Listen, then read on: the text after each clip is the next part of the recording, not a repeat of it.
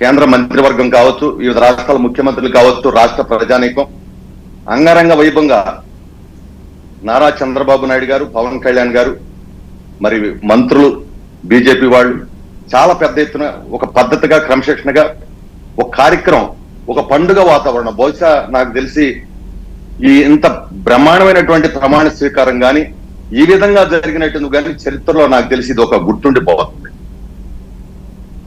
ఇక ఏదైతే చంద్రబాబు నాయుడు గారు మొదటి సంతకం అని చెప్పారో, మెగా డిఎస్సి కావచ్చు, ల్యాండ్ టైటిలింగ్ యాక్ట్ రద్దు కావచ్చు, పెన్షన్ 4,000 పెంపు కావచ్చు, అన్నా క్యాంటీన్ కావచ్చు, నైపుణ్య గణన కావచ్చు, ఇవన్నిటి మీద ఈ రోజు ఆయన కార్యక్రమం తీసుకున్నారు. ఎందుకు తీసుకున్నారంటే వీటికి ఒక ప్రయారిటీ ఉండాలి, ఇది ప్రజలకు తెలియాలి.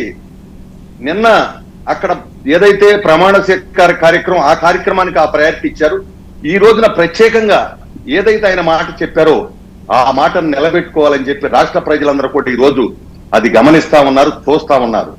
కాబట్టి వాయిదా అంటే మేమేమన్నా సంవత్సరం వాయిదా వేసామా?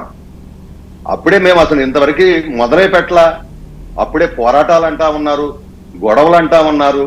సరే, మేము ఒకటే వరం గారు, చట్టం తన పని తను చేసుకెళ్తున్నట్టుగా రాజ్యాంగబద్ధంగా, న్యాయబద్ధంగా, ధర్మబద్ధంగా చంద్రబాబు నాయుడు గారు కానీ మా పవన్ కళ్యాణ్ కానీ పరిపాలన చేస్తారు. అందుకు ఉదాహరణ మీరు ఒకటి గమనించండి. ఏదైతే ఇవాళ స్కూల్ పిల్లలకి మన బుక్స్ కావచ్చు, బ్యాగ్స్ కావచ్చు ఇస్తామో వాటి మీద జగన్మోహన్ రెడ్డి గారి బొమ్మ ఉంది. కానీ చంద్రబాబు నాయుడు గారు ఈ రోజు ఈ ప్రభుత్వం, ఎన్డీఏ ప్రభుత్వం తీసుకున్న నిర్ణయం చూస్తే ఎవరు బొమ్మ ఉన్నప్పటికీ కూడా పిల్లలకి సకాలంలో ఇవ్వాలి, వాళ్ళ విద్యకు ఎలాంటి ఆటంకం రాకూడదు.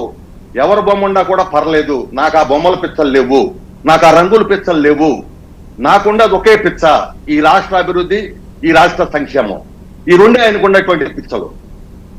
ఈ రాష్ట్ర ప్రజలు సంతోషంగా ఉండాలి, ఈ రాష్ట్ర ప్రజానీకం ఆర్థికంగా అసమానతలు లేకుండా అందరూ సమానత్వంతో అభివృద్ధి చెందాలి, సంపద సృష్టి ఉండాలి అనేటువంటి ఏకైక లక్ష్యంతో. ఓకే, కేబినెట్ కూర్పు అంశం అన్నది గురుమూర్తి గారు ఎలా చూడాలి? కేబినెట్ కూర్పు అనే అంశం అన్నది కొత్త వాళ్ళని తీసుకోవడం, మొదటిసారి ఎమ్మెల్యేలను తీసుకోవడం, యువతకు ప్రాధాన్యత ఇవ్వడం, ఇది నీ విజన్ 2029 విజన్ 34? మీరే చూస్తారు. ఎందుకంటే చాలా నేను ఈ రోజు కూడా కొన్ని డిబేట్లో చూస్తే అత్యుత్సాహంగా రాబోయేటువంటి రోజుల్లో మీ స్నేహం ఎలా ఉండబోతుంది, కలిసి ఉంటారా, పిచ్చి పిచ్చి మాటలు మాట్లాడుతా ఉన్నారు కొంతమంది, చూస్తా ఉన్నాం. కేబినెట్ కూర్పు అనేది బ్రహ్మాండంగా చేశారు ఈ రోజు చంద్రబాబు నాయుడు గారు. చాలా మంది సీనియర్లు ఉన్నారు, కాదంటల్లా. ఈ రోజు మాకు ఇంత పెద్ద మ్యాండేట్ ఇచ్చినప్పుడు ఇది కూడా ఒక కత్తి మీద సవాల్ అయినప్పటికీ కూడా సీనియర్లు అందరూ కూడా అర్థం చేసుకున్నారు. వారికి కూడా తగిన ప్రాధాన్యత ఉంటది. స్పీకర్ ఉంటుంది, డిప్యూటీ స్పీకర్స్ ఉంటాయి, అదేవిధంగా చీఫ్ విప్ ఉంటుంది, విప్పులు ఉంటాయి, ఇంకా ప్రభుత్వానికి సంబంధించి అనేక కమిటీలు ఉంటాయి. సీనియర్లకి ఎవరికి తగిన గౌరవాన్ని చంద్రబాబు నాయుడు గారు, పవన్ కళ్యాణ్ గారు కూర్చుని బీజేపీ, ఎన్డీఏ పక్షాలు వారికి న్యాయం చేస్తాం. మేము ఒక్కటే, ఇవాళ అందరూ కూడా అర్థం చేసుకున్నారు. ఇవాళ ఇంత కష్టకాలంలో ఈ రాష్ట్రం ఉన్నటువంటి పరిస్థితి ఏదైతే ఉందో, ఇవాళ అమరావతిలో చూడండి 33,000 ఎకరాలు ఇస్తే వాళ్ళు ఆ రోజు నుంచి ఈ రోజు వరకు కన్నీటి పరవంతమై ఎన్ని రోజులుగా అక్కడ పడిగాపులు కాసి పాదయాత్రలు చేశారు. సరే వదిలేండి గురుమూర్తి గారు, ఇంకా గతాన్ని ఇంకా మీరు ఇంకా ప్రతిరోజు కాదండి, ఇంకా ఎలక్షన్ ముందు ఇవన్నీ చెప్తే ఓకే. ఇప్పుడు గెలిచారు, పెద్ద మ్యాండేటరీ ఇచ్చిన తర్వాత కూడా ఇంకా గతాన్ని మనం తవ్వుకుండి అప్పుడు అలా జరిగింది, ఇలా జరిగింది, అలా జరిగింది కాబట్టే కదా మీకు ఇంత పెద్ద విజయాన్ని అందించారు. ఈ రోజు చెప్తున్నానండి, ఈ రోజు వాళ్ళ కష్టం ఫలించింది. ఇవాళ చూడండి అమరావతిలో మీరే చూస్తారు, ఒక పదవి తీసుకోక ముందే అక్కడ శుభ్రంగా అంతా పెంచేశారు. పనికిరాని కంపెనీ పెంచారు.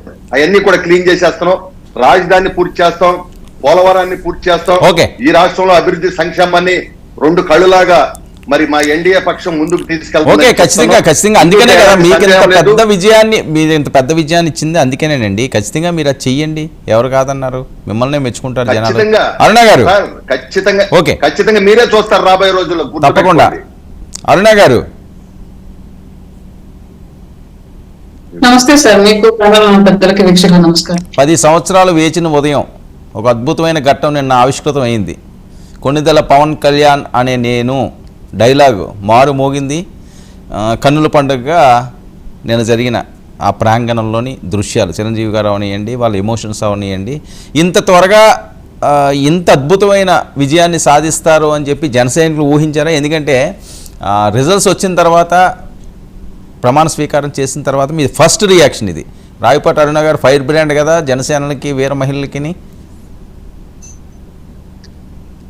ఇంత త్వరగా అనే మాట అసలు యాక్సెప్ట్ చేయలేని విషయం సార్. మేము ఇది 10 ఏళ్లుగా పడిన ఇబ్బందులు, అలాగే 5 ఏళ్లుగా ఈ ప్రభుత్వంలో ఎదుర్కొన్నటువంటి మాటలు, అనుభవించినటువంటి అవమానాలు, ఎదుర్కొన్నటువంటి కేసులు, దాడులు ఒక్కటా రెండా అని కాదు, అన్ని మా గుండెల్ని బండబారిపోయేలాగా చేశాయి. ప్రజల కోసం నిలబడాలి, నాయకుడి కోసం నిలబడాలి అని మేము, సొసైటీ కోసం నిలబడాలి, నా స్వార్థం చూసుకోకుండా త్యాగం చేసైనా సరే ఈ సమాజాన్ని కాపాడాలి అని చెప్పేసి మా నాయకుడు మొద్దుల్లాగా మారిపోయాము. 5 ఏళ్లుగా మొద్దుల్లాగా మారిపోయిన మా జీవితాలకి ఈ గెలుపు అనే ఒక చిగురాశని ప్రజలు మా జీవితాల్లో చిగురించేలాగా చేశారు. డెఫినెట్ గా ఇది మాకు నభూతో నా భవిష్యత్ అనే పరిస్థితి, దేశంలో ఏ ప్రాంతీయ పార్టీకి అందనటువంటి గొప్ప అవకాశాన్ని 100% స్ట్రైక్ రేట్ ఈ ప్రజలు అందించారు మాకు. రైట్, అదే అరుణ గారు, నేను ప్రస్తావించాను. అంటే ఇంత త్వరగా అంత గొప్ప విజయాన్ని అని, ఆయన గెలడం, మీకు సీట్లు రావడం ఇది కాదు, ఈ రికార్డు ఇంత త్వరగా వస్తుందని ఆశించారు అన్నది నా పాయింట్. ప్లీజ్. డెఫినెట్ గా ఇది మమ్మల్ని నమ్మడం ఒకటైతే, ఆంధ్ర రాష్ట్ర ప్రజల్ని మేము వాళ్ళ నమ్మకాన్ని పొందడం ఒకటైతే, రెండవది ఈ ప్రభుత్వం మీద తీవ్రమైన వ్యతిరేకత, గత ప్రభుత్వం మీద ఉన్నటువంటి తీవ్రమైన వ్యతిరేకత ఒక కారణంగా అన్ని కలిసి వచ్చాయి. నిస్వార్థంగా ఒక వ్యక్తి పనిచేస్తే ప్రకృతి ఎంత సహకరించింది అనడానికి ఇది ఒక పెద్ద ఉదాహరణ. రాజకీయాలకి కూడా డెఫినెట్ గా ఆయన ఎంత తగ్గాడో అంత గెలిపించారు ప్రజలు. ఎంత తగ్గి ప్రతి విషయంలో రాష్ట్రం కోసం కాంప్రమైజ్ అయ్యాడో ఆ రాష్ట్ర ప్రజలు ఆయన అంత నెత్తిన పెట్టుకున్నాయి. వాళ్ళ దేశంలో ప్రతి రాష్ట్రంలోనూ ప్రతి నాయకుడు, కేంద్ర స్థాయిలో కూడా చెప్పుకుంటున్న ఏకైక పేరు పవన్ కళ్యాణ్ గారు.